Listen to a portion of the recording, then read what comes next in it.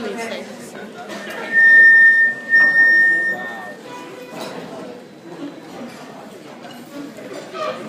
Hello everyone, and welcome to the first annual symposium of Harvard Think Small. We will have two speakers, me and Lily Oscar, and we're each going to be speaking 5 minutes on a very small idea. Okay, so thanks for listening, and we will get started.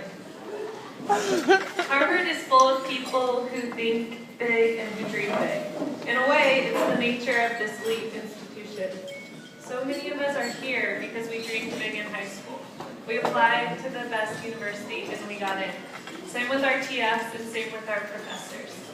We're surrounded by people who have dreamed big about their place in the world and have succeeded in getting there. We are surrounded by people who've made it to the top.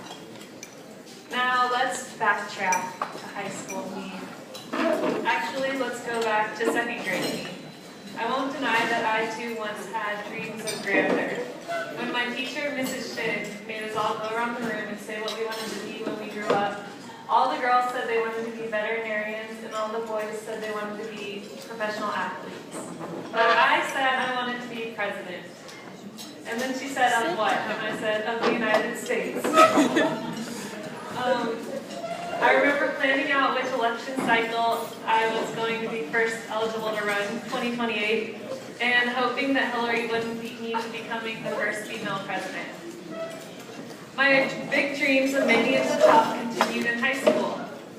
Then it wasn't really anything overt or explicit, but it was more just like a feeling that I had. An internal and unexpressed plan that I had for myself.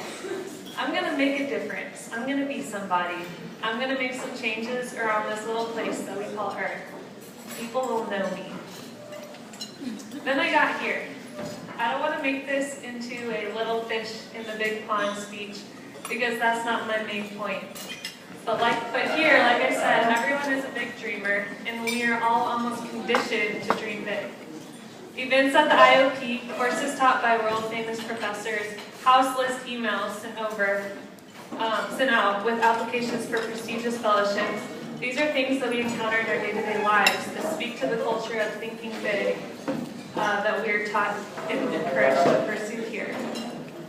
It's awe-inspiring and dizzying to step back and reflect on how big indeed Harvard thinks.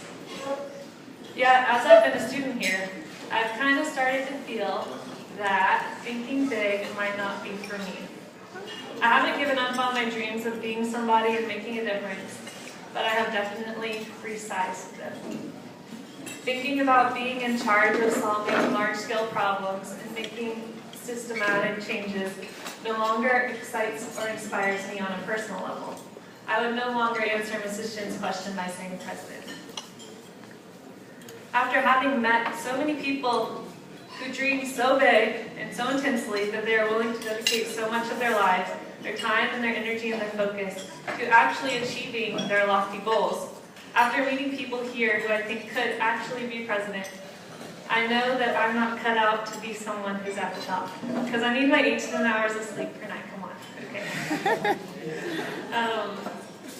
But honestly, and I will reiterate that I don't consider this to be a white flag on my part. I really don't have what it takes to think big in the Harvard thinks big sense of the phrase. And many of you do, and I'm thankful that you do, and I'll be here cheering for you from the sidelines of well-intentioned small thinkers. But the reason that I don't feel like I'm giving up on myself by dreaming small is that I believe small is just as real and just as important as big, and is a microcosm of big. And I think that I fit better in the little version of the world than the big one. Where thinking big once made me feel giddy and excited about the future, now thinking small is what makes me feel that way, is what makes me feel reflection. For me, thinking small is getting intimately involved with my community. It's knowing people who live near me.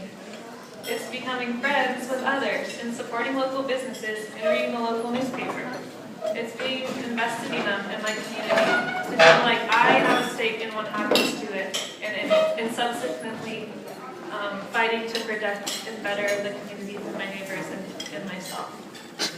This is my dream and my vision. It's small, I know, but it's what matters to me. And I guess my point here is dreaming small and dreaming big are kind of the same thing.